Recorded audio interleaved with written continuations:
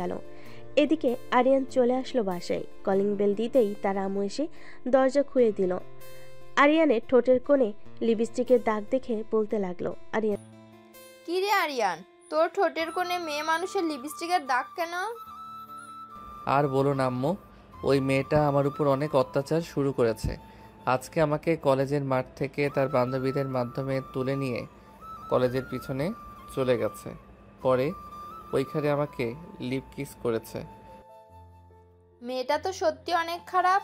আচ্ছা, এক কাজ কর, কালকে না হয় আমাকে নিয়ে কলেজে যাবি, আমি মেয়েটাকে বকা দিয়ে দেবো নে। ঠিক আছে আম্মু, এখন তাহলে আমি রুমে যাই। আচ্ছা যা, তাহলে ফ্রেশ হয়ে নে রুমে গিয়ে। চলে গেল তার রুমে। এদিকে আনিকা বসে আছে সোফায়। এমন সময় তার আম্মু এসে বলতে লাগলো, আনিকা, কালকে রাতে আমি তোর আব্বুকে সব কিছু বলেছি। তোর আব্বু বলেছে যে ছেলে যদি ভালো হয় তাহলে বিয়ে দিতে কোনো আপত্তি নেই। তাহলে আজকেই চলো ওই ছেলের বাসায়। আমার পুরো কথা না শুনেই তুই কথা বলতেছিস কেন? আগে পুরো কথাটা শোন, এরপর না হয় কথা বলবি তুই। ঠিক আছে আম্মু, তুমি আগে পুরো কথাটা শেষ করো। তোর আব্বু কালকে লন্ডন যাবে অফিসের কাজে। লন্ডন থেকে এসে এরপর ওই ছেলের সাথে বিয়ে দিবে তোর। কতদিন পর আসবে আব্বু, ওইটা তো বলো আগে। তোর আব্বু 2 মাস পর লন্ডন থেকে ফিরবে, ফেরার পর তোকে বিয়ে দিবে। তার মানে আমাকে আরো 2টি মাস অপেক্ষা করতে হবে। হ্যাঁ, তোকে আরো 2টি মাস অপেক্ষা করতে হবে। আমি তোর আব্বুর উপর দিয়ে কোনো কথা বলবো না। ঠিক আছে, আমি 2 মাস অপেক্ষা করতে রাজি আছি, তবে 2 মাস যেন 2 মাসই হয়, এর বেশি যাতে না হয়, এটা মনে রাখবে। এখন আমি তাহলে রুমে যাই। আনিকা চলে গেল তার রুমে। ফ্রেশ হয়ে বিছানায় শুয়ে পড়ল। এদিকে আরিয়ান বসে আছে। এমন সময় তার ছোট বোন এসে বলতে লাগলো, ভাইয়া আজকে বিকালে একটু ঘুরতে নিয়ে যাবে বাইরে? তুমি তো বলেছো যে ঘুরতে নিয়ে যাবে, কিন্তু নিয়ে যাও না। আজকে প্লিজ চলো না, চাই অনেক ফুচকা খেতে ইচ্ছে করছে। ঠিক আছে, আজকে তোকে নিয়ে যাব। এখন আমাকে একটু ঘুমাতে দে, বিকাল 5টায় ডেকে দিবি আমাকে। ঠিক আছে, বিকেল 5টায় ডেকে দেবে। এখন তাহলে তুমি একটু ঘুমাও। এই বলে আরিফা চলে গেল। এদিকে আরিয়ান ঘুমিয়ে গেল। বিকাল 5টা। আরিয়ান ঘুম থেকে উঠে ফ্রেশ হয়ে আরিফাকে নিয়ে চলে গেল পার্কে। দুজন বসে আছে। এমন সময় আরিফা বলতে লাগলো, ভাইয়া ওই যে বাদাম বলো, তুমি আমাকে বাদাম কিনে দাও। এখন আবার বাদাম খাইতে মন চাইতেছে? আচ্ছা বস তুই, আমি নিয়ে আসতেছি। এই বলে আরিয়ান চলে গেল।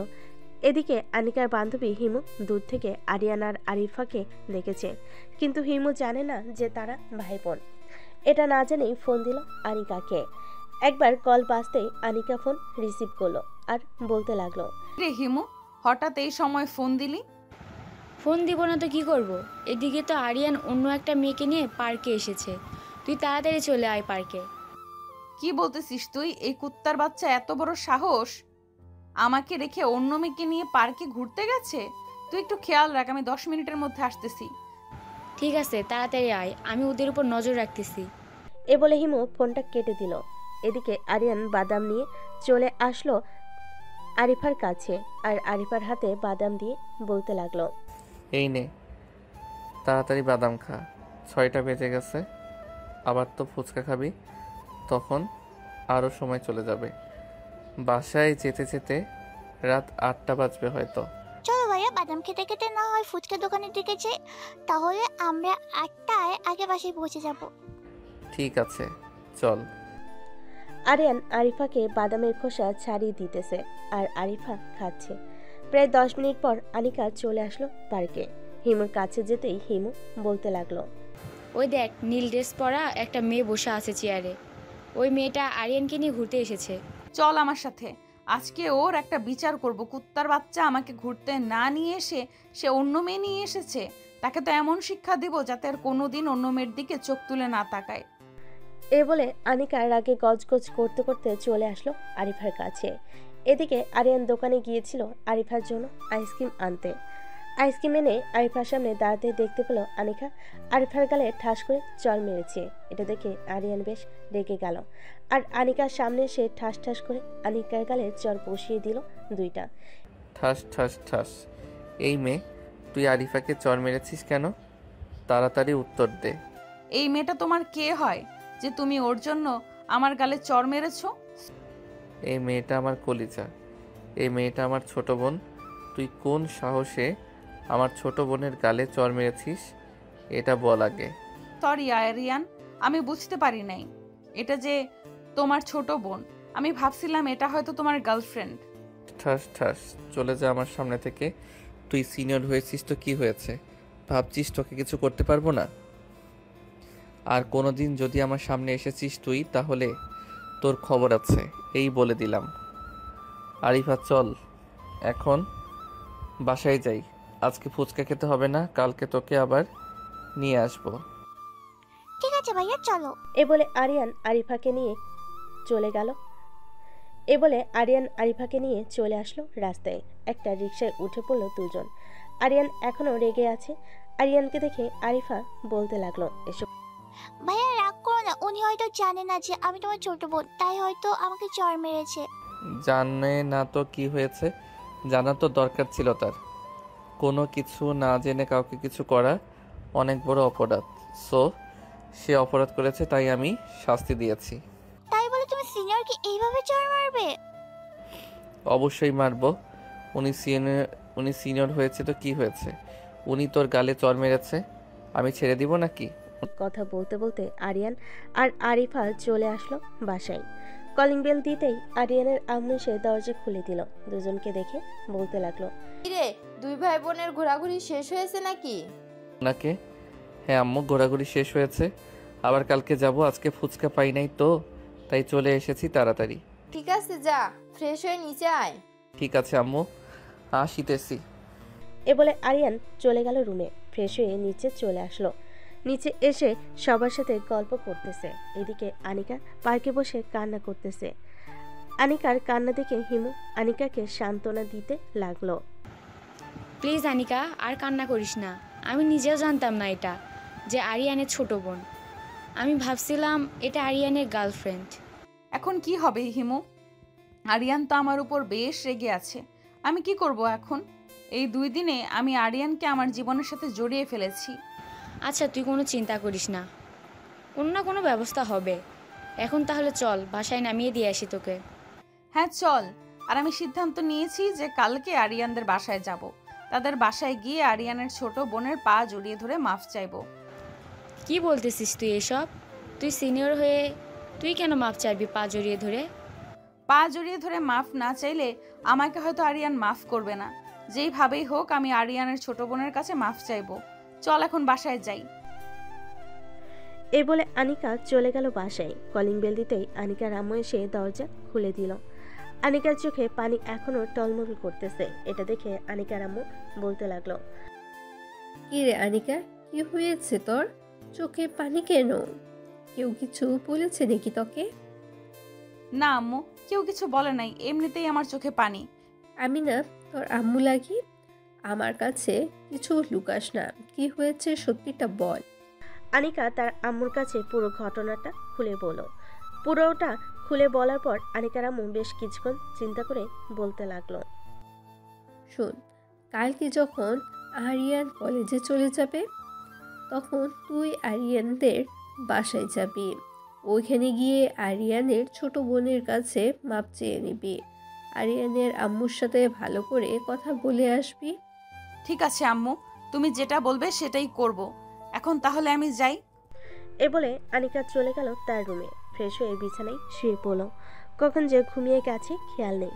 এদিকে আরিয়ানের চোখে ঘুম নেই, সে বারবার একই স্বপ্ন দেখতেছে। আনিকা তার ছোট বোনকে চর মেরেছে, এটা সে মানতে পারছে না।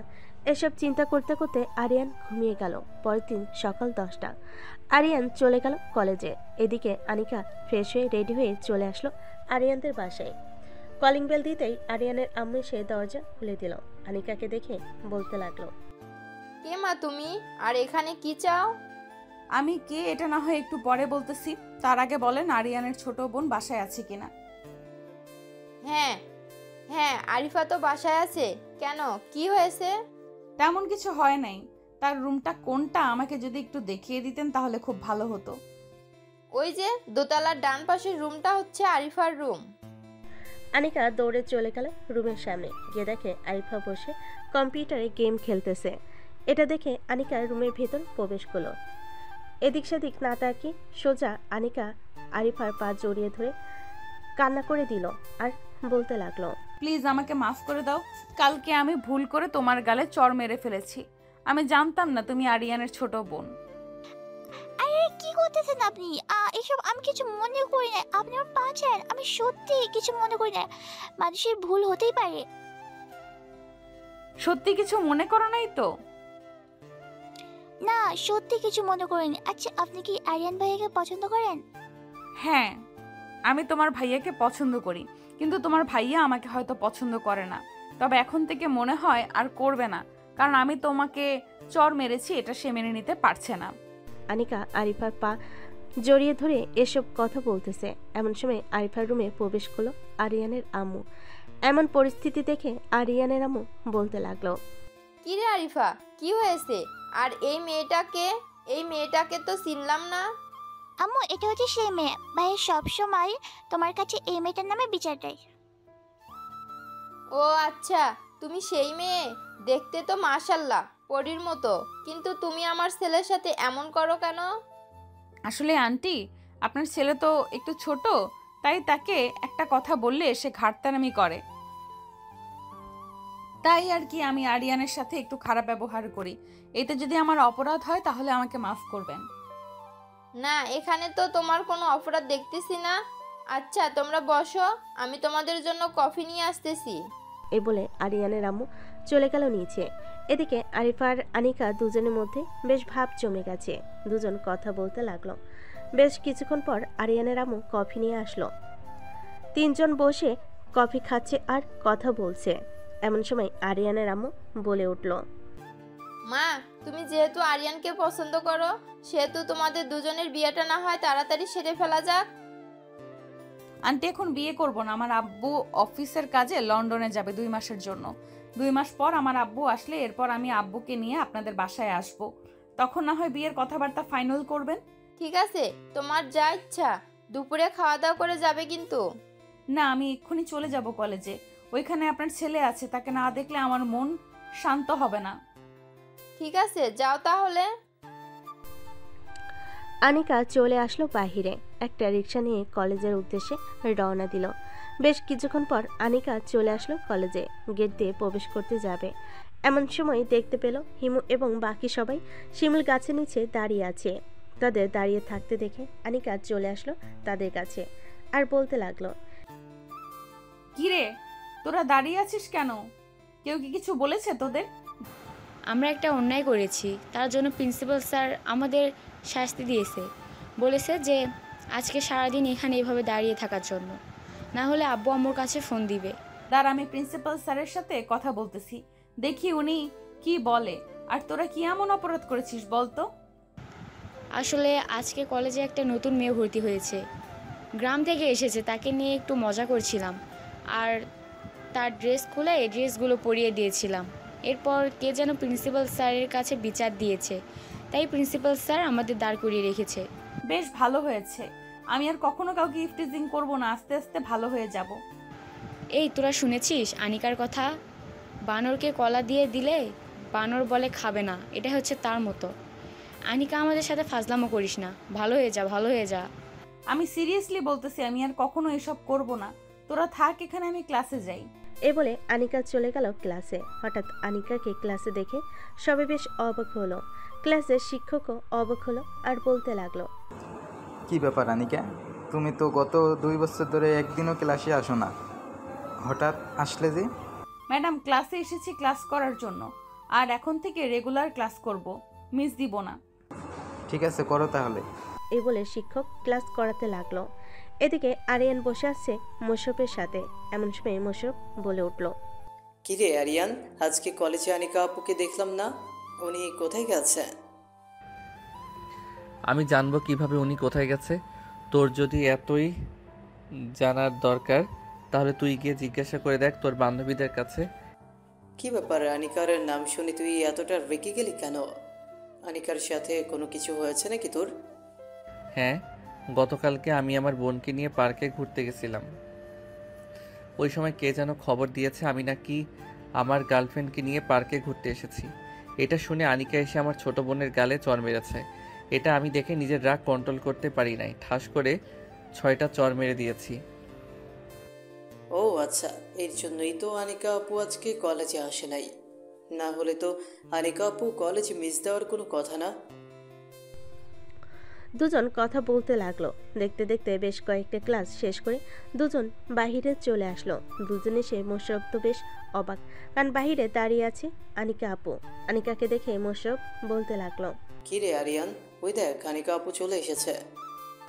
আনিকা এসেছে তাতে আমার কি? তোকে আমি ক্যান্টিনে নিয়ে যাইতেছি, তুই আমার সাথে খাবার খাবি। আজকে যদি উঠে যাস তাহলে তোর খবর আছে, এই বলে দিলাম। এ বলে আরিয়ান মোশারফকে নিয়ে চলে আসলো ক্যান্টিনে। দুজন বসে বসে পুরি আর সিঙ্গারা খেতে লাগলো। খাওয়া দাওয়া শেষ করে বিল দিয়ে চলে যেতে যাবে, এমন সময় পিছন থেকে আনিকা আরিয়ানকে জড়িয়ে ধরলো আর বলতে লাগলো, সরি আরিয়ান, আমি অনেক বড় ভুল করে ফেলেছি। আমি তোমাদের বাসায় গিয়েছিলাম, ওইখানে গিয়ে তোমার বোনের কাছে মাফ চেয়েছি, তোমার আম্মুর কাছেও মাফ চেয়েছি। প্লিজ এবার তুমি আমাকে মাফ করে দাও। তুমি মাফ না করলে আমি নিজেকে অনেক বড় অপরাধী মনে করব। আরিয়ান বেশ কিছুক্ষণ চুপ থেকে বলতে লাগলো, ঠিক আছে, মাফ করে দিলাম আপনাকে, তবে পরবর্তীতে যেন এমনটা না হয় এটা খেয়াল রাখবেন। আর এখন আমাকে ছাড়েন, আমি বাসায় যাব। বাসায় যাওয়ার আগে আমাকে একটা লিপ কিস করে যাও গতকালকের মতো। আমি পারবো না, যার ইচ্ছা হয়েছে সে নিজে করে নিক, তাকে তো আমি বারণ করি নাই। আরিয়ানের মুখে এমন কথা শুনে আনিকা বেশ খুশি হলো। আরিয়ানকে নিয়ে চলে আসলো ক্যান্টিনের এক কোণে। আরিয়ানকে জড়িয়ে ধরে তার ঠোঁটের সাথে ঠোঁট মিশিয়ে দিল। বেশ কিছুক্ষণ যাওয়ার পর আনিকা আরিয়ানকে ছেড়ে দিয়ে বলতে লাগলো, চলো আজকে আমি তোমাদের বাসায় যাব। যেহেতু তোমার আম্মু আমাকে চিনে ফেলেছে, সো তোমার আম্মু কিছুই বলবে না। ঠিক আছে, চলেন তাহলে যাওয়া যাক। এ বলে আরিয়ান আনিকাকে নিয়ে চলে গেল তাদের বাসায়। বিকেল অবধি আড্ডা দিয়ে আনিকা চলে গেল তাদের বাসায়। কলিং বেল দিতেই আনিকার আম্মু এসে দরজা খুলে দিল আর বলতে লাগলো, কি রে আনিকা, সবকিছু ঠিকঠাক আছে তো নাকি? হ্যাঁ আম্মু, সবকিছু ঠিকঠাক আছে। আরিয়ান এবং তার বোন আমাকে মাফ করে দিয়েছে। তাহলে তো ভালোই হয়েছে। যা, এখন ফ্রেশ হয়ে নিচে আয়, আমি খাবার দিতেছি। না আম্মু, এখন কোনো খাবার খাবো না। আরিয়ানদের বাসা থেকে খাবার খেয়ে এসেছি। ও আচ্ছা, তাহলে রুমে যা, গিয়ে রেস্ট কর। আনিকা চলে গেল তার রুমে। ফ্রেশ হয়ে বিছানায় শুয়ে পড়ল। কখন যে ঘুমিয়ে গেছে খেয়াল নেই আনিকার। হঠাৎ ঘুম ভাঙলো ফোনের কলের শব্দে।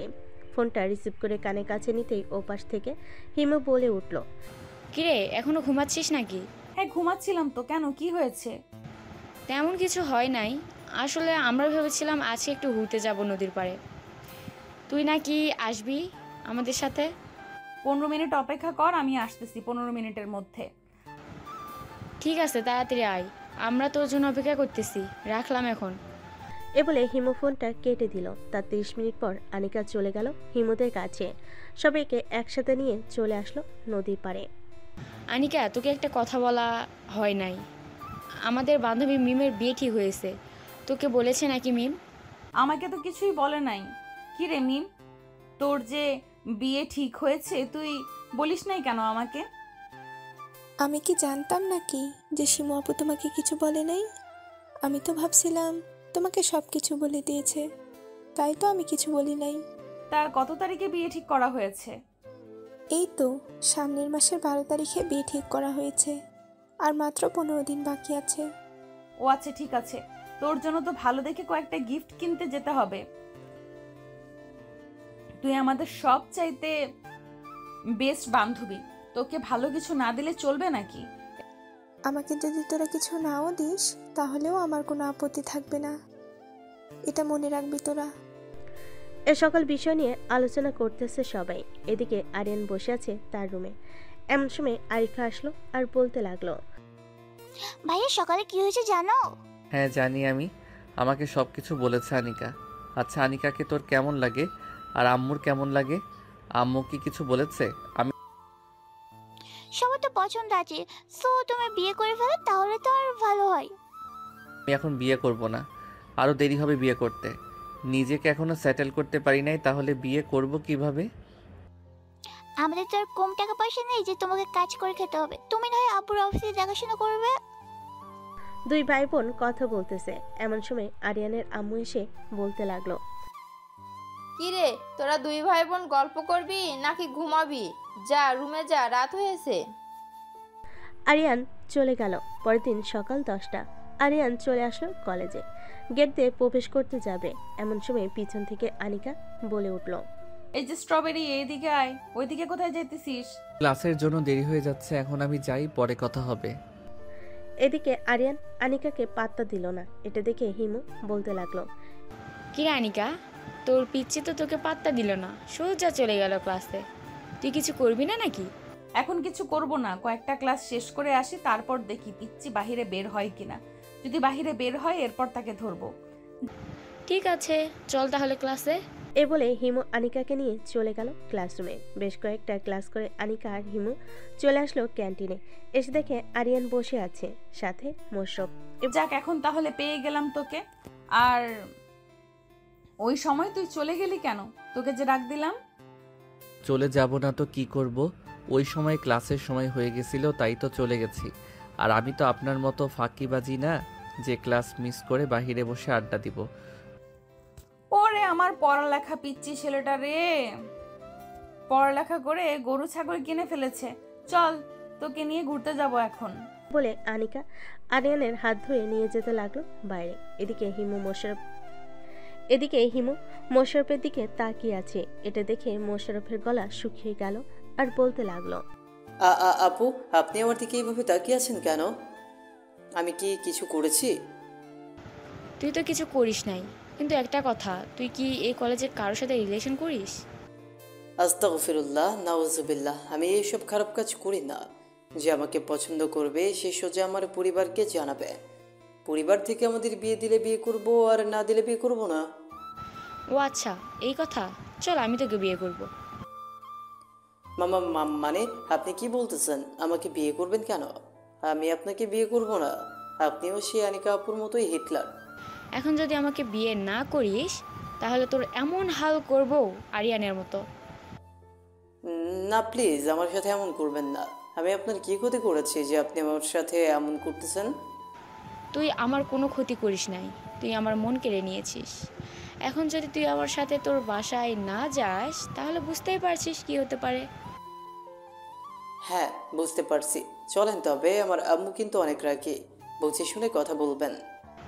ঠিক আছে, চল আগে, এরপর না হয় বুঝে শুনে কথা বলা যাবে। মোশাররফ হিমুকে নিয়ে চলে গেল তার বাসায়। কলিং বেল দিতেই মোশাররফের আম্মু এসে দরজা খুলে দিল। মোশাররফের সাথে হিমুকে দেখে বলতে লাগলো, হিমু, কি রে মোশাররফ, এই মেয়েটা কে? আসলে আম্মু, এই মেয়েটা হচ্ছে...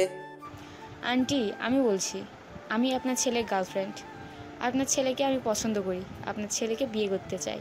কথা শুনে মোশাররফের আম্মু যেন 7 আসমান থেকে বলল। হিমুর শরীরে ছেলেদের পোশাক।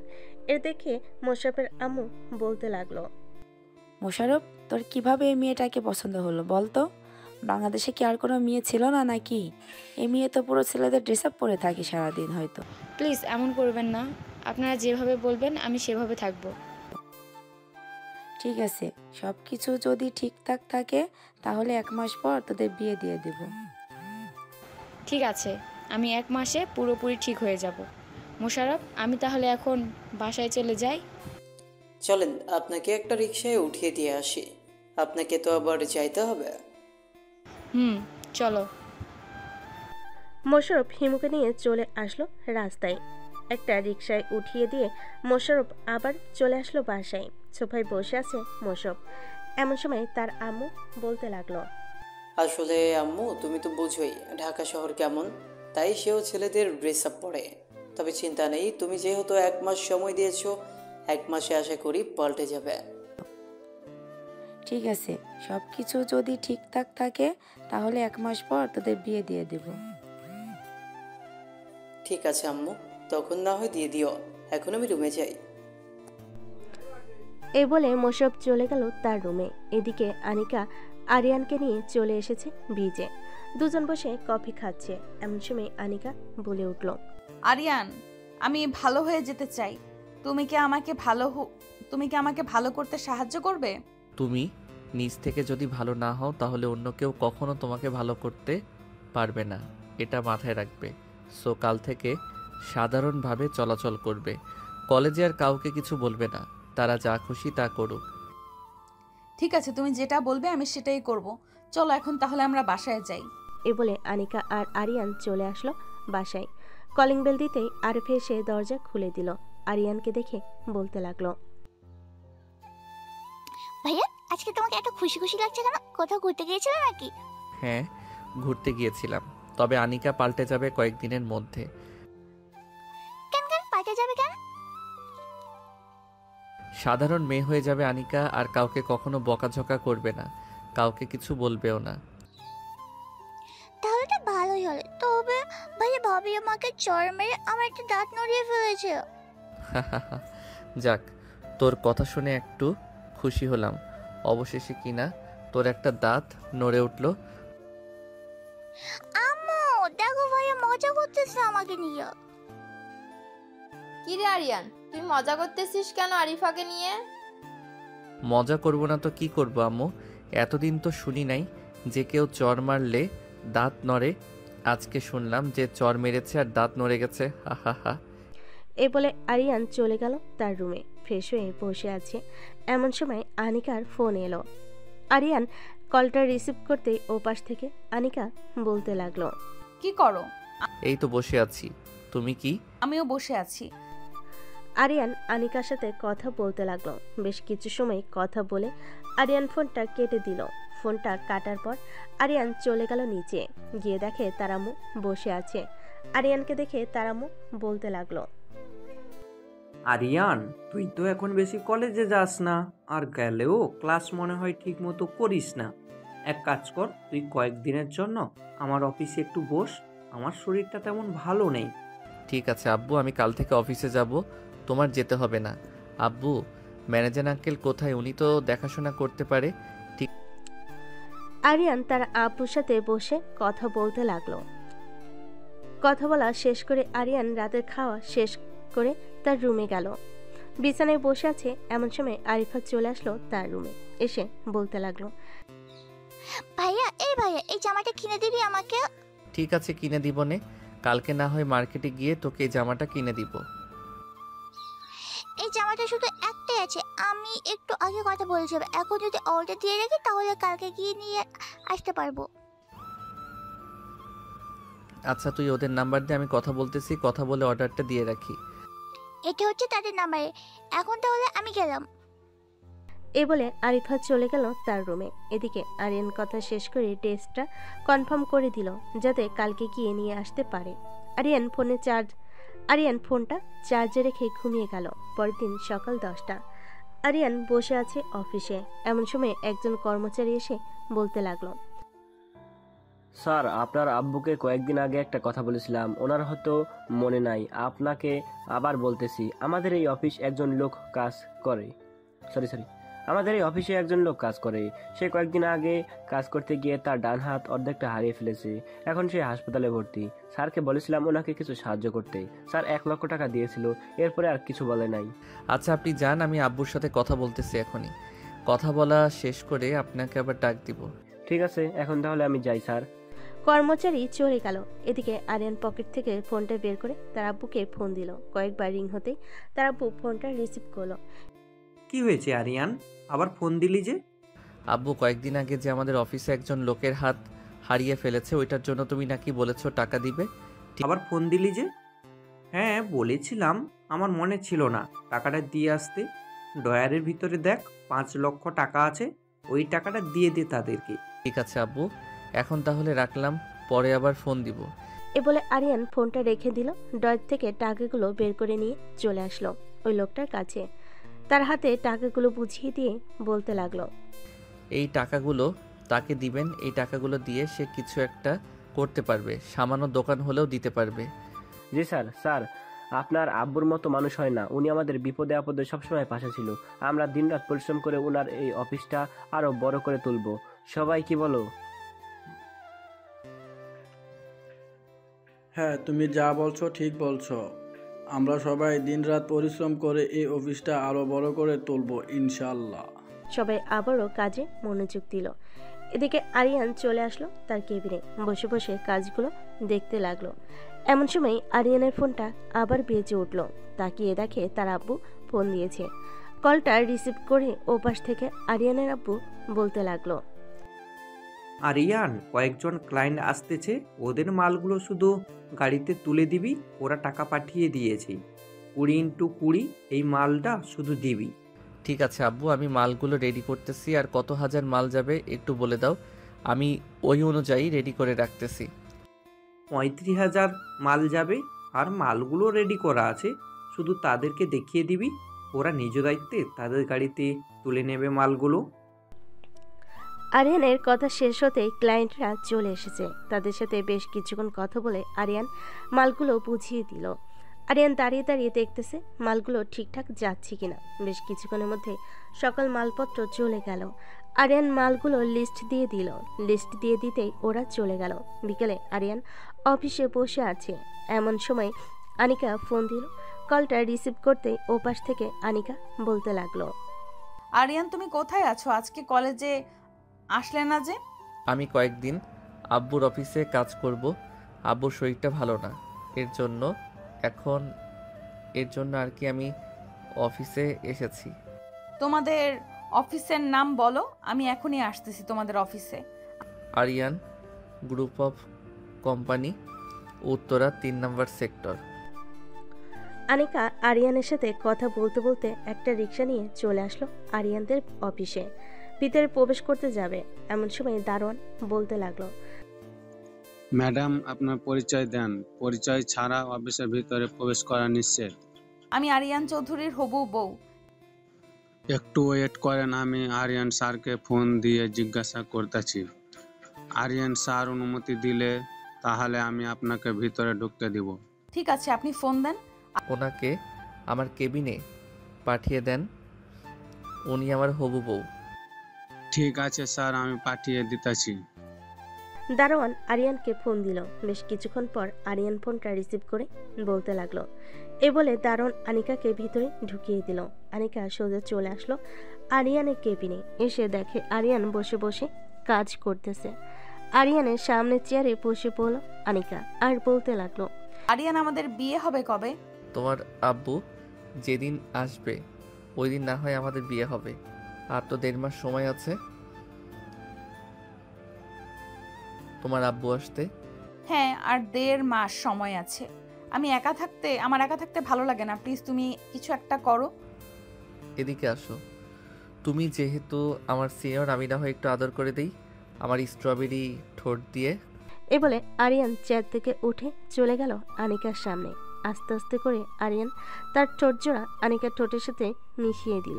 বেশ কিছুক্ষণ এভাবে থাকার পর আনিকা আরিয়ানকে আরো অনেক কাছে নিয়ে আসলো।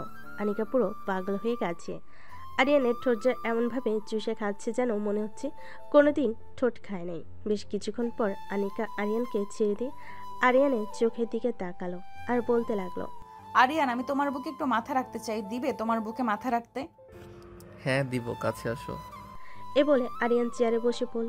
এদিকে আনিকা আরিয়ানের বুকে মাথা রেখে বসে আছে। দেখতে দেখতে সন্ধ্যা হয়ে আসলো।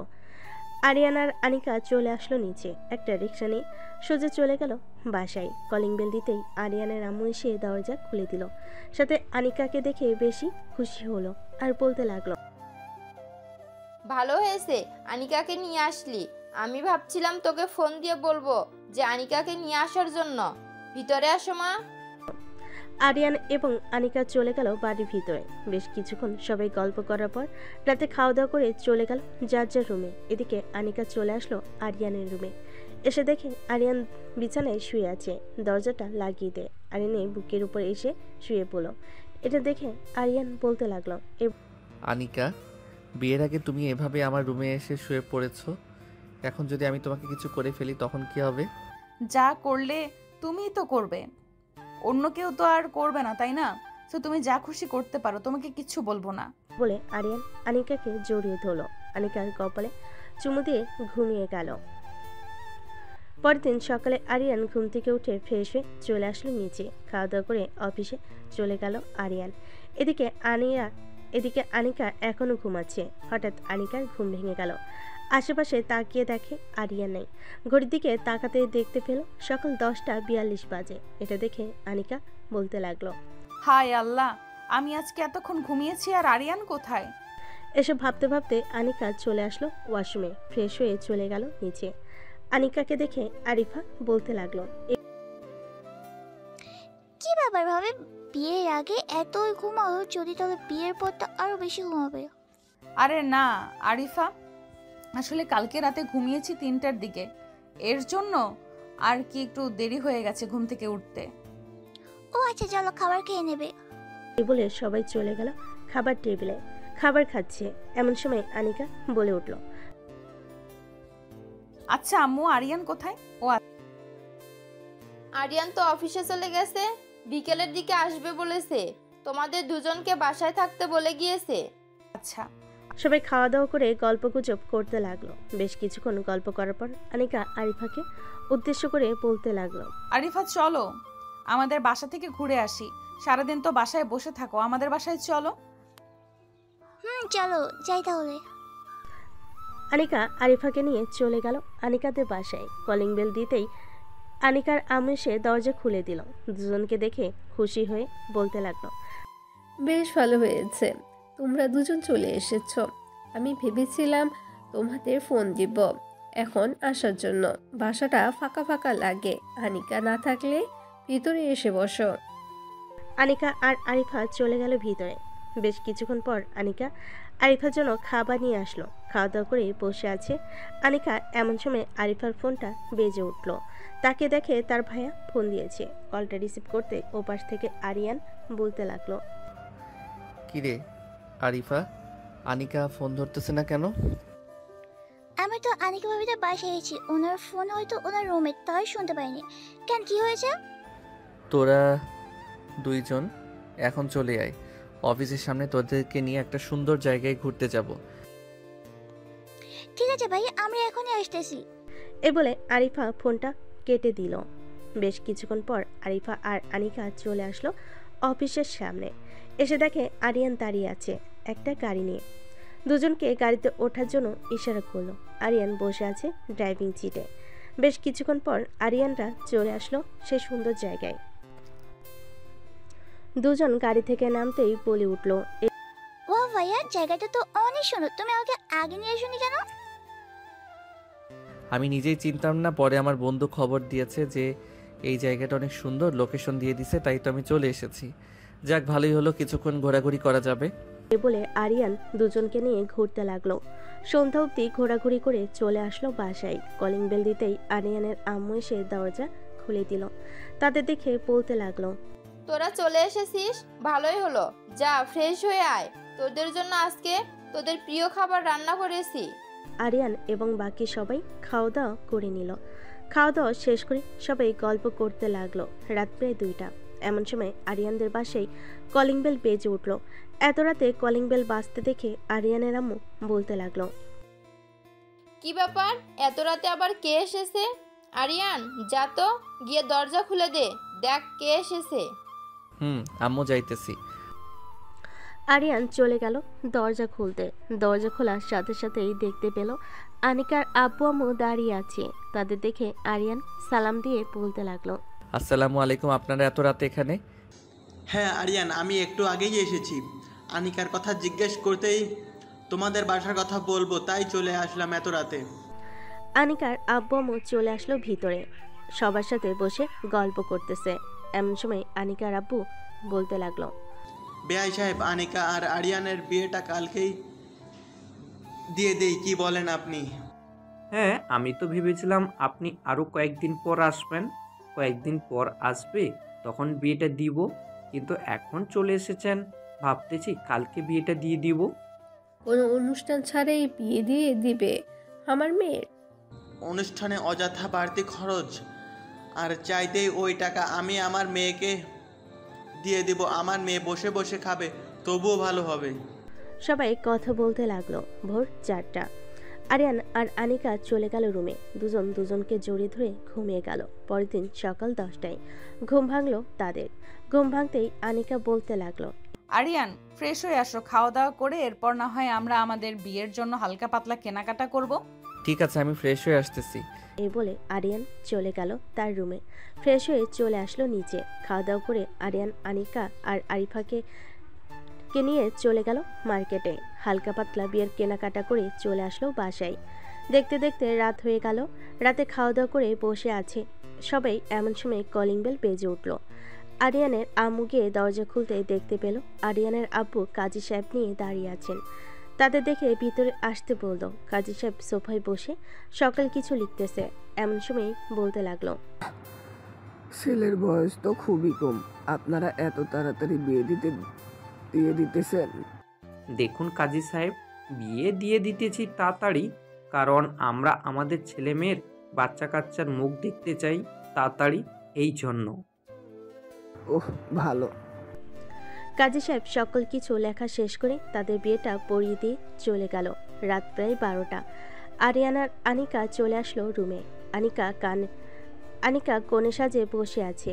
এমন সময় আনিকা বলতে লাগলো, এখন কি শুধু আমাকে দেখেই যাবে নাকি একটু আদর করবে? এই তো আর 5 থেকে 10 মিনিট পর আদর করব। এর আগে তোমাকে একটু উত্তেজিত করে নেই। এ বলে আরিয়ান আনিকার ঠোঁটজোড়া তার দখলে নিয়ে নিল। বেশ কিছুক্ষণ এভাবে যাওয়ার পর আরিয়ান আস্তে আস্তে তার আনিকার পেটের দিকে আসতে লাগলো। বেশ কয়েক জায়গায় কিস করতে আনিকা কেঁপে উঠল। থাক, আর কিছু বললাম না। আমার নিজের মনের ভিতর কেমন যেন অনুভব হচ্ছে। আজকের গল্প এখানেই শেষ করলাম। ধন্যবাদ।